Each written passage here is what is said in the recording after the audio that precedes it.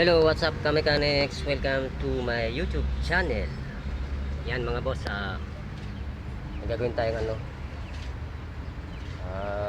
2L na Toyota. Ito ang issue nito is papalit tayo ng timing belt. Yan. So babaklasin ko muna to bago natin makakuha yung timing belt. Yan ang mga boss, bago natin tanggalin yung timing belt, so kailangan timing muna natin. Yan. Timing na siya. Tapos dito rin sa pinakang injection pump. Yan, naka-timing na siya. Tapos dito rin sa baba.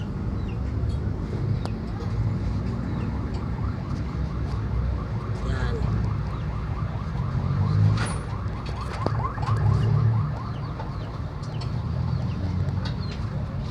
Yan, naka-timing siya. Yan.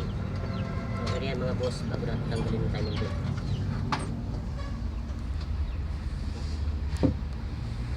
Mga boss, na tanggal ko na yung timing belt. So syempre bago ko tinanggal yung timing belt, nilagyan ko ng ng dalawang 12 para hindi gumalaw yung pinaka injection pump niya na timing mat. So yan, kukuha ko ng bagong timing belt. So ito na mga boss yung papalit na timing belt na magandang klase. Then yung tensioner, yan, bago. So tatanggalin ko muna yung pinaka luma. Yan, tanggalin ko yan. Tapos nakabit ko na yung bagong timing belt. And then naka-timing yan sa injection pump, dito sa pulley niya sa taas. Yan, naka-timing na siya. Tapos dito sa baba, ayan, naka-timing. Ayan. Ano, may arrow siya sa baba. Ayan. Baliktad ng timing niya pag ganyan. Siyempre mga boss, bago kinabit yung timing, nakabit na yung timing belt, for example, then yung nakabit ko na, siyempre minanual ko siya, piniit ko siya kung walang tigas ba, walang malambot lang siya. So okay naman siya, naikot ko na siya ng ilang beses, then binalik ko rin sa timing hanggang sa baba. Ayan. Ayan.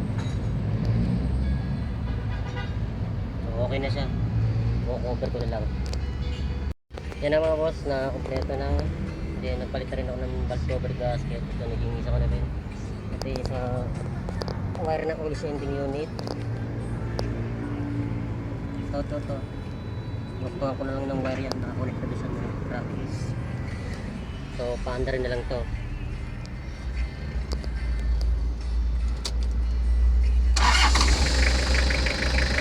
Yan mga boss, mandar na. Follow, like, and share, and subscribe po. Maraming salamat.